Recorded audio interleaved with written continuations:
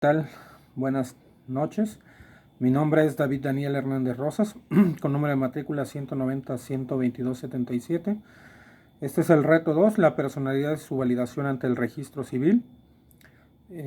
Soy estudiante de la licenciatura en Derecho. El nombre de este módulo es el Derecho de Personas y Familia y el nombre del asesor es Daniel Humberto Díaz. A continuación voy a hablar acerca de los atributos de la personalidad y las actas expedidas por el registro civil. En primera instancia vamos a hablar sobre el primer atributo de gran relevancia, que es el nombre. El nombre se adquiere por reconocimiento de los padres y se localiza en la inscripción ante el registro civil. Se conforma de nombre propio. Posterior al nombre propio vienen los apellidos.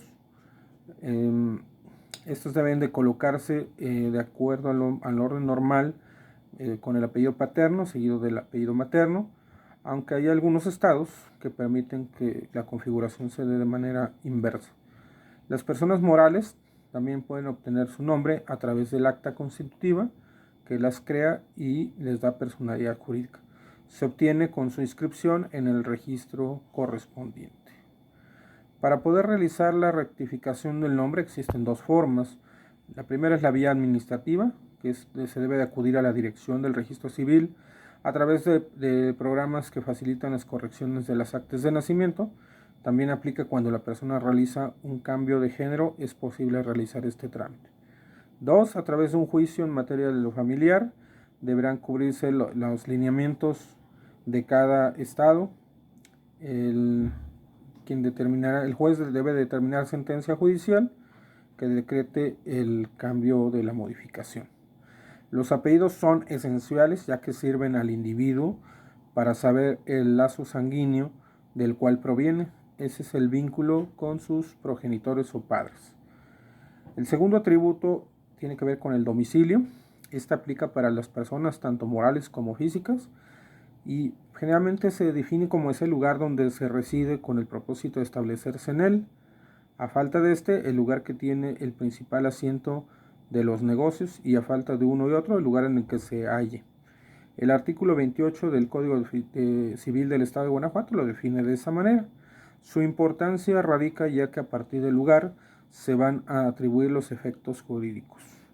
Existen dos tipos: el domicilio por residencia, que es lo que ya comentamos, el lugar habitual de donde habita la persona, y para el caso de las personas morales y tanto físicas, existe también para el régimen fiscales el domicilio fiscal. Cuando se tienen actividades empresariales se refiere al lugar principal, que es el asiento de los negocios o desempeño de las actividades. El tercer atributo tiene que ver con el estado civil. Nos refiere la situación ante la sociedad para determinar el lazo familiar. Solo es para personas físicas.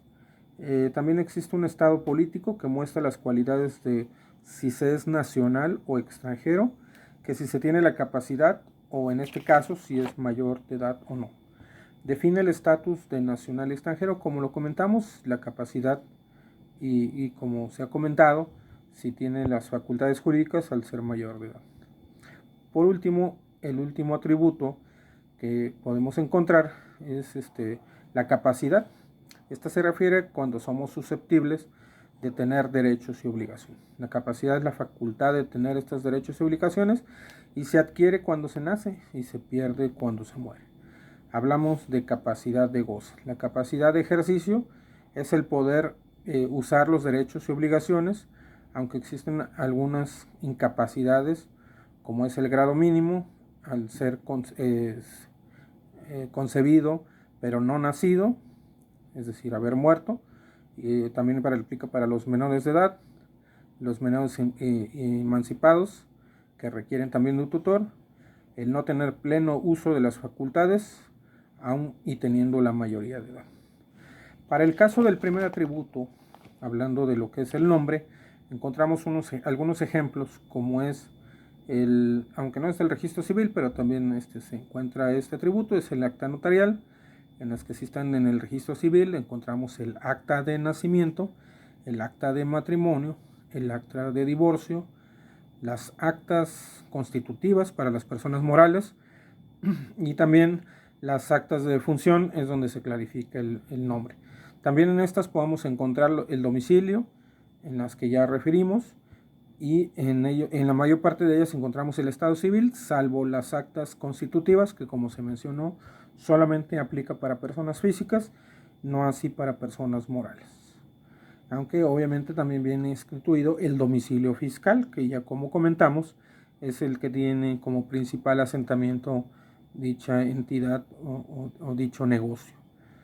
Y por último, en el caso de las capacidades, estas aplican en el acta de nacimiento, dado que al establecer que la persona nace, pues tiene la facultad, como ya bien se dijo, nace ese derecho, esa capacidad a partir del nacimiento. En el acta de matrimonio, indudablemente al mencionar la edad, manifiesta las capacidades que tenemos, si es que no hace referencia a alguna incapacidad que pudiéramos tener dictaminadas ante alguno de los entes del matrimonio o en el divorcio en su defecto. Y bueno, pues en el acta de función definitivamente ahí la capacidad, pues ya como se ha mencionado, pues se pierde. Eso sería todo de mi parte. Agradezco mucho su atención. Buenas noches nuevamente.